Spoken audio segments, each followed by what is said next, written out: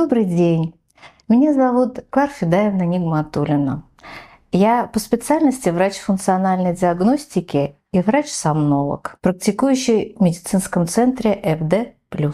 Одной из моих областей является диагностика и лечение пациентов с храпом, а в частности синдромом обструктивного апноэ сна. И сегодня хотела бы я поговорить с вами о такой социальной проблеме, как храп. По статистике, около 30% людей храпят во сне.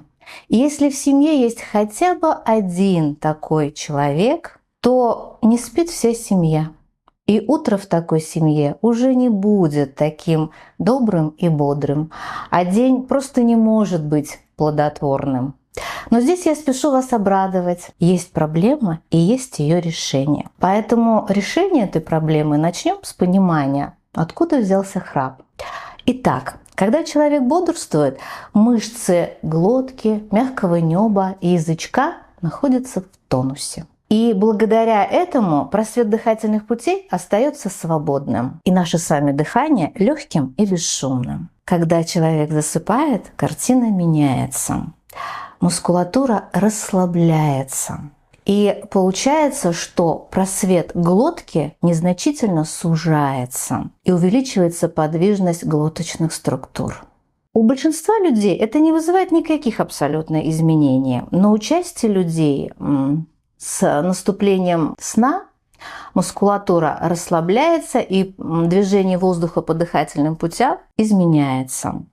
И такие подвижные структуры, как глотки, мягкое небо, начинают вибрировать потоком воздуха. И это и рождает такой звуковой феномен, как храп.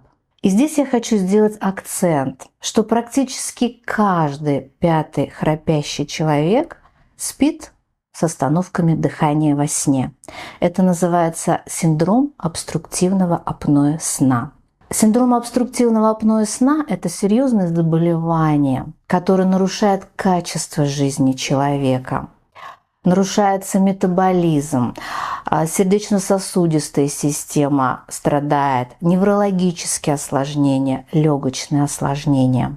И если у вас есть где-то рядом с вами, быть может, человек, быть может, вы сами храпите, у вас идут остановки дыхания во сне, повышенная потливость ночью, особенно в области головы, повышенное артериальное давление в ночное время, в утренние часы, которым лекарственная терапия либо помогает, но мало, либо не помогает совсем, либо вы страдаете ожирением, сахарный диабет, возможно, у вас есть, нарушается качество жизни, беспокойный сон, повышенная дневная сонливость. Не стоит ждать. Обратитесь к врачу-сомнологу, проконсультируйтесь. Смейтесь, и мир будет смеяться вместе с вами.